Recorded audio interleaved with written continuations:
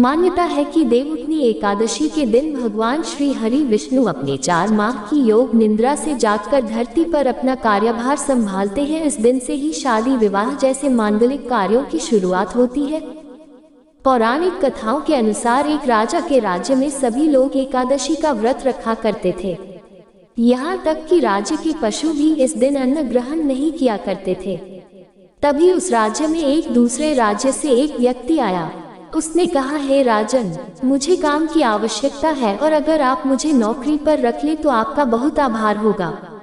राजा ने कहा, ठीक है, मैं तुम्हें नौकरी जरूर दूंगा, लेकिन एक शर्त माननी होगी। शर्त यह है कि इस राज्य में सभी एकादशी का व्रत करते हैं और इस व्रत को रखना अनिवार्य है, जिसका तुम्हें भी पालन करना होगा। इस दिन तुम अन्न ग्रहण नहीं कर सकते। व्यक्ति ने कहा कि मुझे आपकी शर्त मंजूर है। कुछ दिनों बाद एकादशी आई और राज्य के सभी लोगों के साथ उस व्यक्ति ने भी एकादशी का व्रत किया।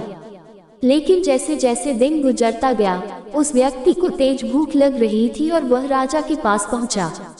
उसने राजा से कहा कि हे राजन, सिर्फ फल से मेरा पेट नहीं भर रहा है और मैं अन्न खाना चाहता हूँ, अन्यथा मैं मर जाऊंगा। यह सुनकर राजा ने उसे अन्न दे दिया। वह नित्य की तरह नदी पर पहुंचा और स्नान कर भोजन पकाने लगा।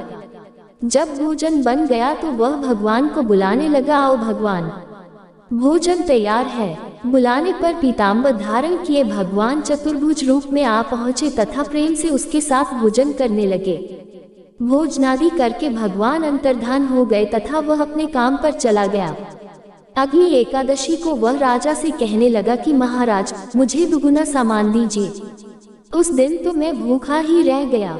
राजा ने कारण पूछा तो उसने बताया कि हमारे साथ भगवान भी खाते हैं, इसीलिए हम दोनों के लिए ये सामान पूरा नहीं होता। यह सुनकर राजा को बड़ा आश्चर्य हुआ। वह बोला, मैं नहीं मान सकता कि भगवान तुम्हारे साथ खाते हैं। मैं तो इतना व्रत रखता हूँ, पूजा करता हूँ, पर भगवान ने मुझे कभी दर्शन नहीं दिए और तुम्हें दे दिए। ऐसा कैसे संभव है? राजा की बात सुनकर वह बोला, महाराज, यदि विश्वास न हो तो साथ चलकर देख ले। राजा एक पेड़ के पीछे छिपकर बैठ गया। उस व्यक्ति ने भोजन बनाया तथा भगवान को शाम तक पुकारता रहा, परंतु भगवान नहीं आए। अंत में उसने कहा, हे भगवान, यदि आप नहीं आए तो मैं नदी में कूदकर प्राण त्याग दूंगा। लेकिन भगवान नहीं आए। तब वह प्राण त्यागने के उद्देश्य से नदी की तरफ बढ़ा। प्राण त्यागने का उसका दृढ़ इरादा जान शीघ्र ही भगवान ने प्रकट होकर उसे रोक लिया और साथ बैठकर भोजन करने लगे।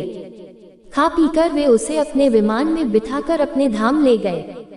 यह देख राजा ने सोचा कि व्रत उपवास से तब तक कोई फायदा नहीं होता जब तक मन शुद्ध न हो, इसलिए व्रत के साथ यह भी जरूरी है कि अपना मन शुद्ध रखा जाए।